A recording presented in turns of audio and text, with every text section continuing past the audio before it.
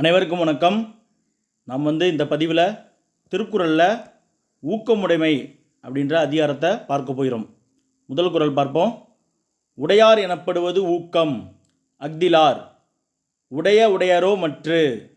அதாவது உடையார் எனப்படுவது ஊக்கம் அப்படின்னா, உடையார் அப்படின்னா பெற்றிருப்பவர் அப்படின்னு பொருள். பெற்றிருக்கிறார், ஒருவர் பெற்றிருக்கிறார் அப்படின்னு சொல்லத்தக்க சிறப்புடையது எது அப்படின்னா ஊக்கம்தான். சரிங்களா?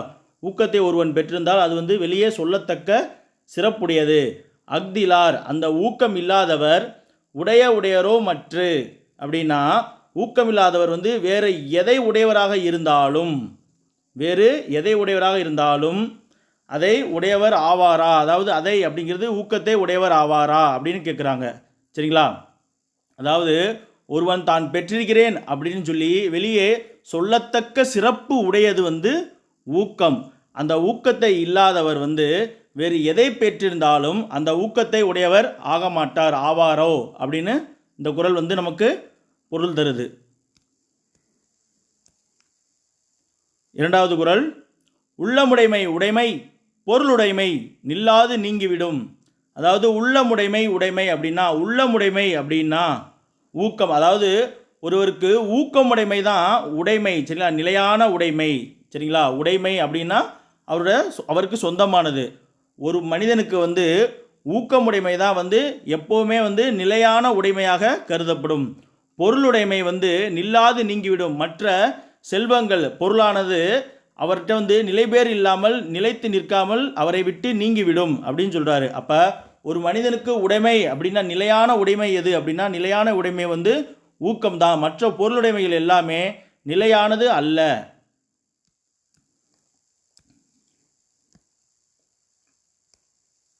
மூன்றாவது குறள். ஆக்கம் இழந்தேமென் ரல்லார்வார் ஊக்கம் ஒருவந்தங் கைதுடையார். அதாவது ஆக்கம் இழந்தேமென் அப்படின்னா ஆக்கத்தை இழந்து விட்டோம் அப்படின்னு பொருள். சரிங்களா? ஊக்கம் ஒருவந்தம் கைதுடையார் அப்படின்னா எவர் ஒருவர் ஊக்கத்தை உறுதியாக, ஒருவந்தம் அப்படின்னா உறுதியாக, கைத்துடையார் கைப்பொருளாக உடையவரோ, ஊக்கத்தை ஒருவர் உறுதியான கைப்பொருளாக உடையவர் எவரோ அவர் ஆக்கம் இழந்தேமென்றல்லார்வார். அப்படின்னா ஆக்கம் அப்படின்னா நம்ம செல்வம் அப்படின்னு பார்த்துருக்கோம். அதாவது செல்வத்தை மற்றதை இழந்து விட்டோம் அப்படின்னு சொல்லி கலங்க மாட்டார் அப்படின்ற பொருள். சரிங்களா? அதாவது ஊக்கத்தை உறுதியாக தம் கைப்பொருளாக கொண்ட ஒருவர் மற்ற செல்வங்களை இழந்தாலும் இழந்து விட்டோம் அப்படின்னு சொல்லி கலங்க மாட்டார். நான்காவது குறள். ஆக்கம் அதர்வினாய் செல்லும் அசைவிலா ஊக்கமுடையான் உலை. அதாவது ஆக்கம் அதர்வினாய் செல்லும் அப்படின்னா ஆக்கமானது தானே வழிகேட்டு செல்லும் அப்படின்னு பொருள். சரிங்களா? யாரிடம் அப்படின்னா அசைவிலா ஊக்கமுடையான் உலை அப்படின்னா ஒருபொழுதும் தளராத ஊக்கமுடையவனிடம் ஆக்கமானது, அதாவது செல்வமானது தானாகவே அவன் இருக்கும் இடம் போய் சேரும் அப்படிங்கிறது இந்த குறளுக்கான விளக்கம். ஐந்தாவது குறள் பார்ப்போம். வெள்ளத்தனைய மலர் நீட்டம் மாந்தர்தம் உள்ளத்தனைய துயர்வு. வெள்ளத்தனைய மலர் நீட்டம் அப்படின்னா வெள்ளம் அப்படிங்கிறது இந்த இடத்துல நீர்நிலைகளை குறிக்கக்கூடியது, நீர்ப்பூக்கள். சரிங்களா? மலர் நீட்டம் அப்படின்னா மலரினுடைய நீட்டம், மலரினுடைய உயரம். அதாவது நீர்ப்பூக்கள் இருக்கு இல்லையா, இப்போ தாமரை அள்ளிலாம் இருக்கு இல்லையா, அது நீங்கள் பார்த்தீங்கன்னா குளத்தில் அந்த நீரின் அளவு எவ்வளவு இருக்கோ அந்த நீரின் அளவு வரைக்கும் அந்த தாள் அடி இருக்குது பார்த்தீங்கன்னா, தண்டு அந்த உயரத்துக்கு இருக்கும். அதுபோல் மாந்தர்தம் உள்ளத்தனைய துயர்வு அப்படின்னா மாந்தருடைய உள்ளம் அப்படிங்கிற உள்ளத்தனைய இந்த இடத்துல ஊக்கம், அவருடைய ஊக்கம் எந்த அளவுக்கு அவரிடம் இருக்கோ அந்த அளவுக்கு அவர் வாழ்க்கையில் உயர்வை அடைவாங்க. சரிங்களா? அவருடைய உயர்வு அந்த ஊக்கத்தின் அளவு அளவிடக்கூடியதாக இருக்கும். ஒரு மலரினுடைய, அதாவது ஒரு நீர் மலரினுடைய உயரமானது அந்த நீர்பரப்பில் தான் இருக்கும். அதே போல் மாந்தருடைய உயர்வு எதை வச்சு அளவிடப்படுது அப்படின்னு பார்த்தீங்கன்னா அவரிடம் எந்த அளவுக்கு ஊக்கமானது இருக்கோ அதன் அளவுக்கு அவருடைய உயர்வு அளவிடப்படும். ஆறாவது குறள்.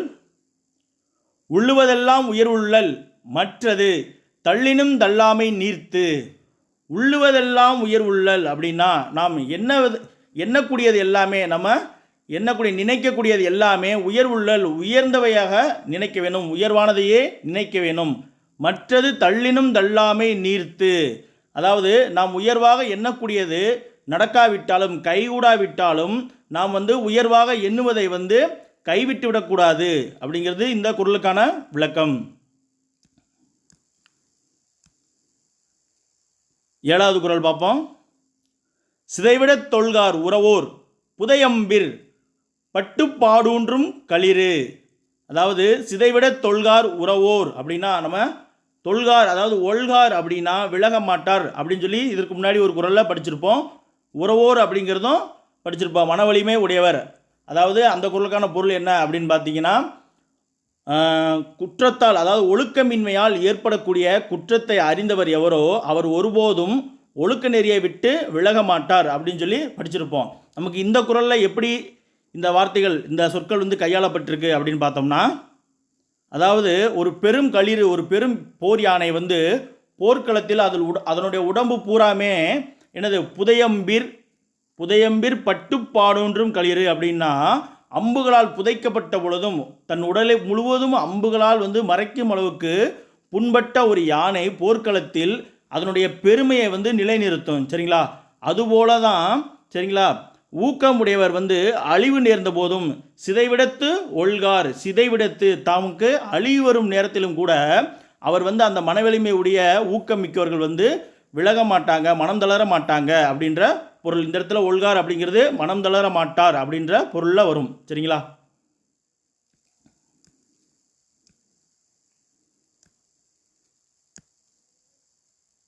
எட்டாவது குறள். உள்ளம் இல்லாதவர் எய்தார் உலகத்து வள்ளியம் என்னும் செருக்கு.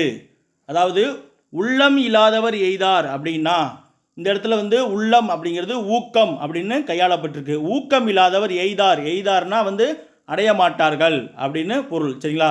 எதை அடைய மாட்டார்கள் அப்படின்னா உலகத்து வள்ளியம் என்னும் செருக்கு அப்படின்னா வள்ளியம் அப்படிங்கிறது இந்த இடத்துல வலிமை அப்படின்னு கையாளப்பட்டிருக்கு. உலகத்திலேயே தாம் வலிமை உடையவர் அப்படின்ற மகிழ்ச்சியை அடைய மாட்டார்களாம். யாரு? ஊக்கம் இல்லாதவர், உள்ளம் இல்லாதவர் எய்த மாட்டார்களாம்.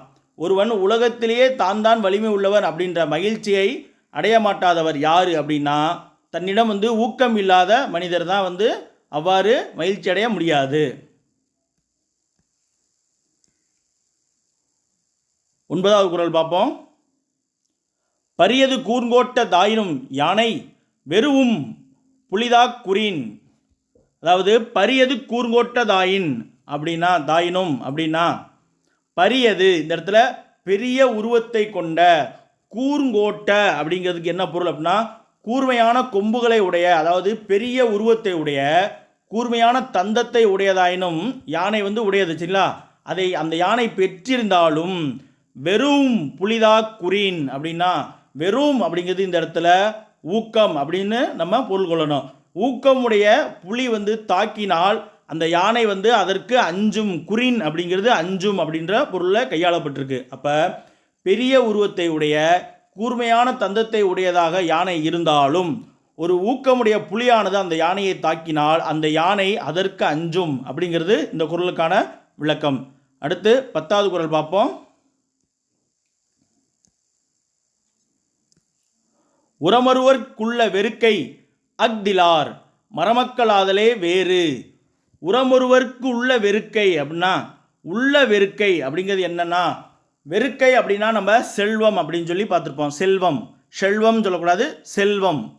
அப்போ அந்த செல்வம் உள்ள வெறுக்கை அப்படின்னா உள்ளத்தின் செல்வம் எது? உள்ளத்தினுடைய செல்வம் தான் ஊக்கம். சரிங்களா? அப்போ உரம் ஒருவருக்கு, உரம் அப்படின்னா வலிமை அப்படின்ற பொருள். உரம் அப்படின்னா வலிமை. அப்போ ஒருவனுக்கு வலிமையானது உள்ளத்தின் ஊக்க மிகுதியே. சரிங்களா? அவன் உள்ளத்தே இருக்கக்கூடிய ஊக்க மிகுதி தான் ஒருவருக்கு வலிமையானது. அக்திலார் அந்த உள்ளத்திலே ஊக்கத்தை இல்லாதவர் மரமக்களாதலே வேறு. அவர்கள் மரம் போல்வர். பார்க்கறதுக்கு மக்களை போல இருந்தாலும் அவங்க மரம் கிடையாது, வடிவத்தால் மட்டுமே மனிதர்களைப் போல இருப்பார்கள் அப்படிங்கிறது இந்த குறளுக்கான விளக்கம். சரிங்களா? இந்த பதிவு உங்களுக்கு பயனுள்ளதாக இருக்கும் அப்படின்னு சொல்லி நம்புகிறோம்.